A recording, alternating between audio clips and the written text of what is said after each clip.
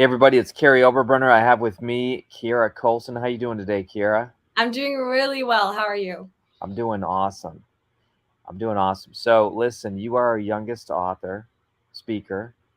Well, you're our youngest speaker. So, Yes, I got somebody came in as a younger author. Yeah, yes. but that's good. So you're a teen and you want to change the world, and you are changing the world. In fact, I spoke with Tim Elmore the other day, and he's quite a fan of yours. So first of all, let's start right out of the gate and say, um, can I learn something from teenagers? Oh, yes, 100%. Just as we are learning from you guys in every way that we are, teens have a perspective, especially nowadays, because our generation's growing up different than any generation before. So it's the perspective and just the ideas they've got. Teens are so creative when you give them a chance to. Oh, I believe it. I believe it so much. I hired you. Seriously. So true. No, it's true. And I recommended you to Tim Elmore because I said, listen, you gotta. Well, I'll tell you what happened. You created a plan that I saw, and in my coaching relationship with you, I said submit a plan, and you submitted it. And I said, rather than reinvent the wheel, why don't you come alongside Tim? And it was just kind of the shot in the dark. How cool was it when he interviewed you and then offered you, what did he offer you? Internship. Yes. It was so cool. First off, I read his books. Well, not all of them because he has a lot of them. You I got read like 30 books. I know.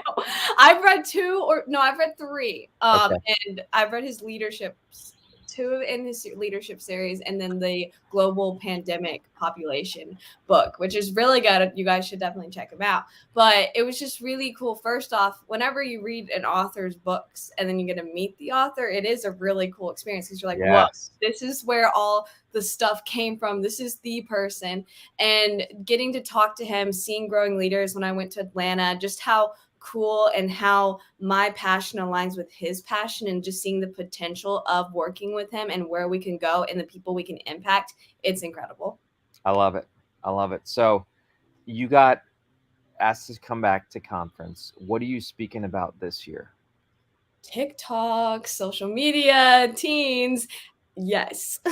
Well, I'll tell you what, TikTok was the theme of last night's family dinner Oh, really? because my kids are 16, 14, and 12, and they're now just starting to, some of them get Snapchat, Interesting. and we haven't let them get TikTok yet. And again, it's all good. I know people have different standards and all that, but so far my wife, she's a counselor, and she hasn't wanted them to have any social media, so they're just getting into TikTok. And the reason why it became a topic is they're like, Dad, why are you on Snapchat? Why are you on TikTok? Why are you on Instagram, social media, and all this stuff? And I guess I was not cool to be on there because now their friends are following me, and they're like, your dad's talking about the metaverse and all this stuff. So anyway, it was a very interesting chat. But let's talk about that for a moment. Do 30, 40, 50, 60, 70, 80, 90 year olds belong on TikTok? Well, if you have a message to share that's valuable and you can find your audience on there, just like with any platform, yes. Interesting, interesting. So that's interesting. So if you have something valuable to say, and listen, when I saw TikTok, I actually did not want to jump on TikTok for a long time because I thought I'm not dancing. It's lame. Um, I just didn't get it, and yet you encouraged me to get on TikTok. I've gotten on it. I've shared about blockchain, metaverse, the whole thing.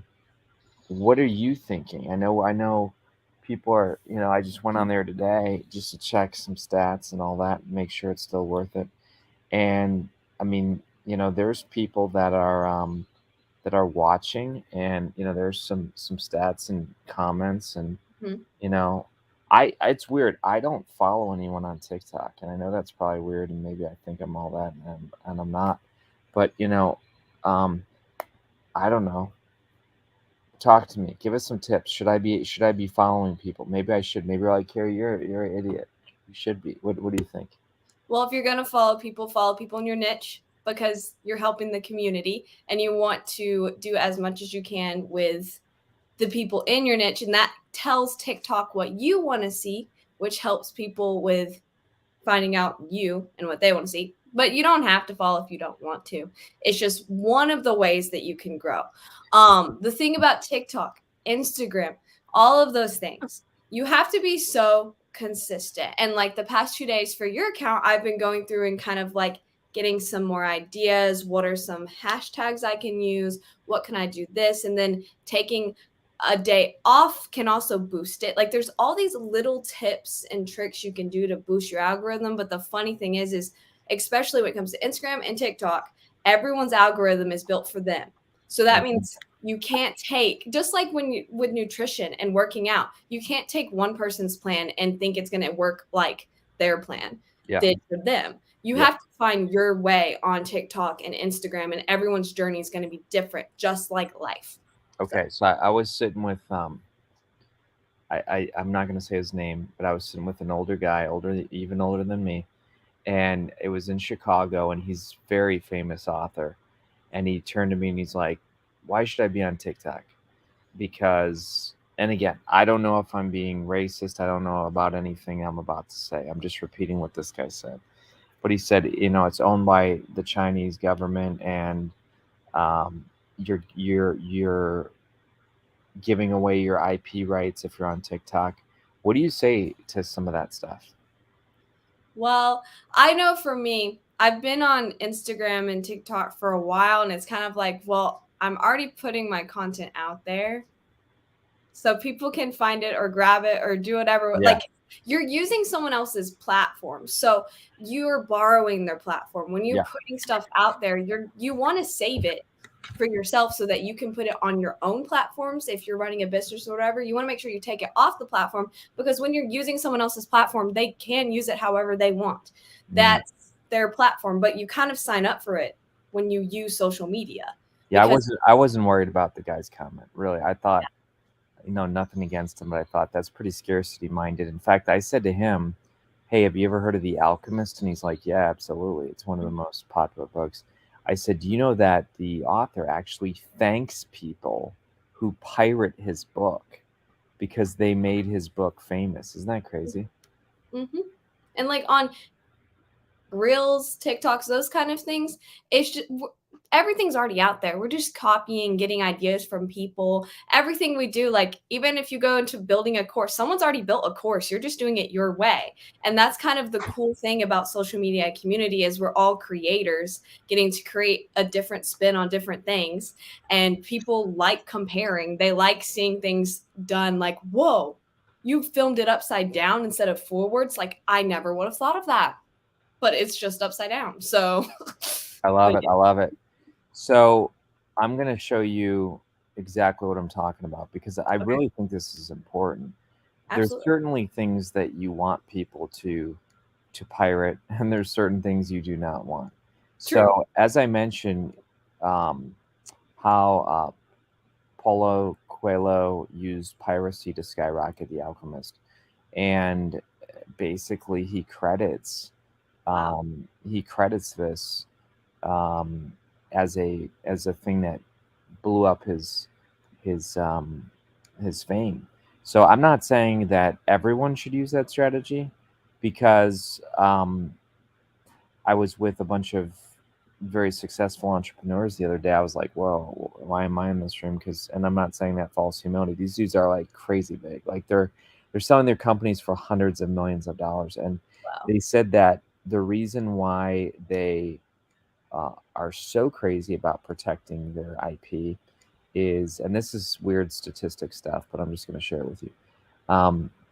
Today, the highest ranked companies, it's called the S&P 500, and today, on those companies, 80% of them have, on the S&P 500, 80% of their assets are intangible, which means that they're not products, they're not buildings.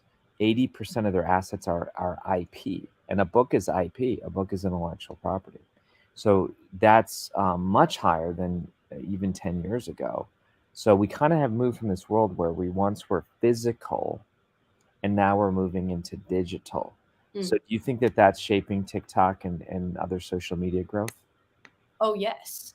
Because the more we become social media online and it becomes engraved into our reality, Yep. the more people are going to be on it, the more comfortable people are with sharing on it, the more I feel like we're able to be a lot more authentic than on social media than we were like 3 years ago. For example, my friends just had me get on Be Real, which is a new app, but it takes a picture, but it shows you the other side of the camera too. So you can't just show one side of the camera, like, and you only have a minute to post. So, like, the more we're getting into social media and engraving it and all of the different Web3 and stepping into that realm, it's becoming a part of our reality, which Yeah. means one, we can easily fake our reality, but two, we can also be more intentional in sharing the true stories, the true message, and being who we are on this new level of Web3. Yeah. I get it. So we're going to share your book here and we're going to give some TikTok tips. So for people who say, look, I've heard about TikTok, maybe I'm finally going to jump in. But when did you write this book? I found out recently, correct me if I'm wrong. If I'm saying crazy stuff today, just correct me. But did you used to struggle with an eating disorder? I did. I That did is not. in my next book. I did not know that. When you say your next book, Teenfluencer Nation. Influencer Nation. Yes, I That's have right. some stuff in there about it. That's right. I did read about that. Because I edited your book, You and did. I mean, you didn't come out and be like, you wrote it in a very, I would say, a narrative way that kind of sucked you in about like you walking through the halls Yes. and the lockers and the pressure that a girl feels. So now I guess I'm getting it, but it wasn't like a book about No. an eating disorder. You No. wove it in. Okay. Yes, I did. So that I like that. So um talk to me about this. Like this is you on our stage. This is you writing a book. What was Twin Tales about? Twin Tales, well, I published it when I was 16. And of course, it's a fantasy book. What 16-year-old girl does not like mermaids? But the original story came from when I was in fourth grade. That's when the original idea came. And it's about a mother mermaid who's separated from her two twin daughters at birth. And it's about the two twin daughters finding their identity and on their journey to finding their mother and saving the entire Mer Kingdom at the same time. That's pretty cool. I Yes. like that. Okay. So it's obviously done well. You have several dozen reviews. You've set up your author page. I like it. Then all of a sudden, you come up with this Teenfluencer Nation concept. And immediately I was like, okay, we need to get behind this thing. Then you spoke at conference, but what's the concept behind Teenfluencer Nation? Yes. Teenfluencer Nation. All of us are influencers, whether we're influencing for the good or bad. Okay. And Teenfluencer Nation is for teens who are standing out in a world that's constantly pressing in. Because the world has all of these things that are surrounding us, pressing in and shaping our identity. And when we discover who we are and we use the tools, the knowledge and the connections to stand out in a world pressing in, we become unstoppable, especially when we start working as a nation. It's not just Teenfluencer, it's Teenfluencer Nation, because when we are able to build upon our strengths and build upon our weaknesses as teens, we can truly live in who we are and truly just escape all of the things, a lot of things that adults have to go back to because they never accomplished their dreams because they got distracted or influenced by other people thinking they have to go be a doctor, even though they really want to be an artist. Gotcha. So I like that. You think that we can be pressured as teens from our peers, but also from parents. Yes. Okay, interesting. I like that. So you went on stage, you spoke. How put it this way, was how many conferences have you been at any sales conferences? The year I published Twin Tales, it was virtual, so I was at that one, and then I was at the in-person one last year. I love it. What did you gather from your time there? Wow. That is so hard because there are so many amazing, valuable speakers that come. Okay. And I love those kind of things, sitting there absorbing, learning from people. And I think the biggest thing that I took away last year was to just start, whether that is recording using Otter.io, Otter AI, yeah. Otter.io, and just like writing your next ebook, just start, whether that is your Instagram account, just start, whether that is your business with Gino Wickman when he spoke. There's so many different things that I took away from that and different ideas that I could begin. And I just took away was like, just start. But it doesn't matter if you're 60-year-old I or a like that. 6-year-old. I like that. So just start. Okay. So now let's get into some TikTok tips. What should we be doing these days? Well, just start. Get Yeah. your first TikTok out there. Just start it. And the biggest thing that you can do is be consistent. If you feel like one TikTok a day is too much, start with one every other day. And you want to start with your niche as small as it can be, because the more specific you are, you're going to draw people who are going to want to see what's next. And you want to get people who are going to want to listen to. You don't want to buy followers. You don't want to follow as many people as you can and then unfollow them, because follow and follow, guys, that's like the worst thing you can ever do. It's like a sin. Okay. Okay. You just want to start with your niche being your niche and making sure you have a mission to say. Call to actions in every single video, or that literally can be as small as, what do you think, in the caption. And so people Interesting. will So it's not buy this, buy this, buy this. It's No. what do you think? The biggest thing you realize is that you don't sell on TikTok or Instagram in the video. You want to have people comment so you can begin a relationship. Social media is social. It's about building those relationships.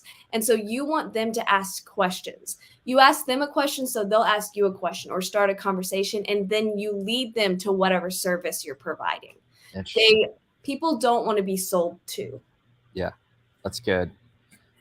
I never told you this story. It's kind of funny. Remember that when I sent you all those videos of me talking about Web3 while I was walking on the beach? Yes. So just so people know how fast you can do this, I know it's a little bit crazy, but I walked 3 miles down the beach, got some Hawaiian bowl, amazing thing. I got to give a shout out to the Hawaiian bowl place in Hilton Head.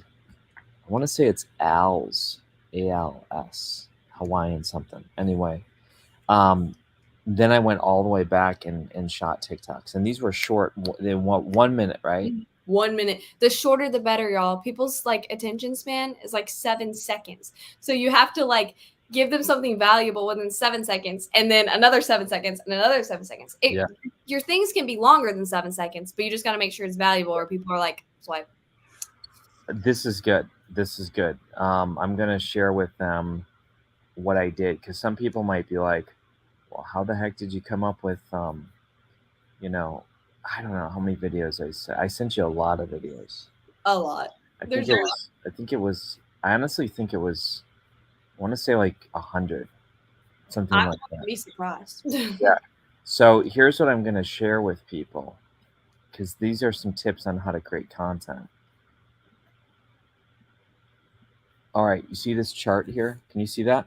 Yes. All right, so check this out. 1, 2, 3, 4, 5, 6, 7, 8, 9, 10, 11, 12, 13, 14, 15, 16, 17, 18, 19, 20, 21, 22.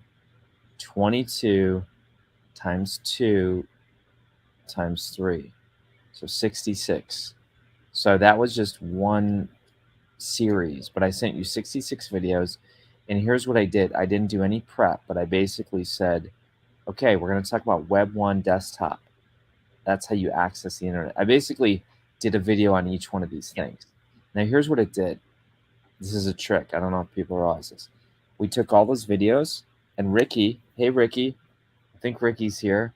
I think Ricky was the one who literally threw them into Otter AI, and they all became content for blockchain life. Let's see what she says. I don't know. There's a little delay, so we'll see if it was Ricky. But my point is that, like, your TikToks, ooh, this is interesting. Your TikToks could become your future book. That's so true. What do you think? That's totally true. Especially now that like mini ebooks are a thing. You don't need like 188 pages to sell a book. Yeah, I love that. And then you can take that book, put it on an audiobook as well. So now you have really 4 income streams. You have hardcover, softcover, ebook, audio, just like that. So I want people to realize that you might not monetize directly your TikTok, but now you throw those videos into Otter AI, and now it is transcribed. I did not tell you this. You ready for this? This is crazy. I've had shoulder problems in the past. Okay, I've had 3 shoulder surgeries because I just do crazy stuff and wrestling injuries. Do you know that after that trip, I had to go to the doctor and get a shot of cortisone steroids in my shoulder? Yes, because I sat there and held it for oh my goodness, for like 2 hours, and it sounds so lame. It's like, how'd you injure your shoulder? Filming TikTok videos. That's hilarious. Isn't that crazy? So I think in the future, even though it looks weird, I think I should probably have a selfie stick if I'm going to do that many hours. I don't know. What do you think? I would probably do a selfie stick because that's gotta hurt your arm. It did. It's not like a giant shoulder muscle on your right hand. Yeah. Oh yeah. It's like boom. And then what I want people to realize, because here, this is how you multi-purpose your content. So, I mean, we're being really real here today, and I'm going to show the team an example of this thing. Or not the team, I'm going to show the people. So I guess what I'm trying to share with people is, like, you don't have to overcomplicate things. Kind of like you said, just start. So I don't even know if this is one of them. Yeah, there it is. So this is me in Arizona. And, again, it was cold out, wearing a little hat, where it was bright out, where they see I'm holding it. I'm holding my phone. I shouldn't have held it that long. Anyway, I just did these for me. And the reason why I did it for me is it's all content in the book. Yep. So but do you see how we repurpose this? We put the video on TikTok. We put it on Facebook. We put it on Instagram. Is that dumb? Is that good? Is that bad? I don't know. That's the best thing ever, as long as you take the logo off.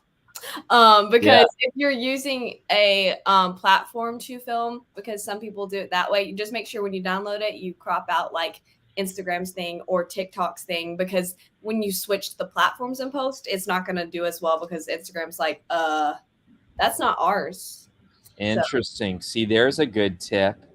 Okay. So what I did, I basically recorded on my phone. Yes.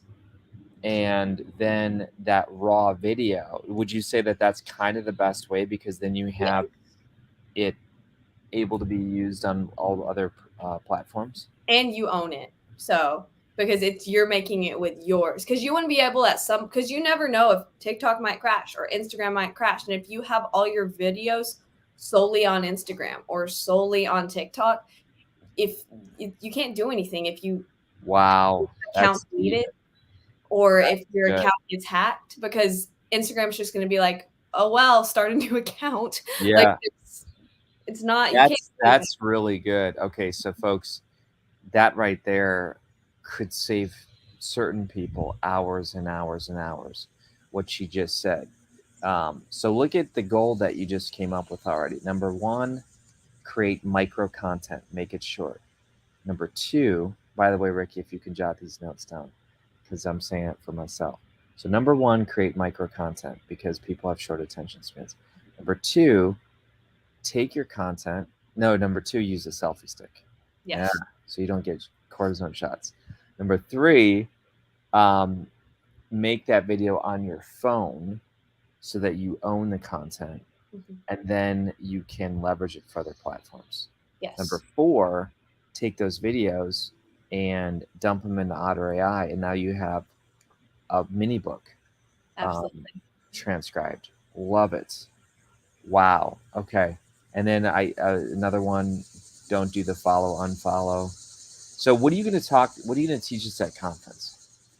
Wow. I think that I don't think, but I am going to, first off, I think we should make a TikTok there. So we make sure we get in. I make sure I show you guys all of those, like, how do we even open the app and turn it on and clear out the little, I don't know how to pronounce this, but it's CACHE, because it'll take up all Cache. your storage, the cache. It'll take up all Yeah. your storage, because I struggled with that at the beginning, because I was like, why is TikTok taking up like 40 milligrams and gigabytes and Yeah. all of these things? I was like, what is happening? And so I cleared that out, and it was like, oh, only taking up 2 gigabytes now. And I'm like, okay. So just like those small hacks that are going to like help you be more productive and do it faster, how to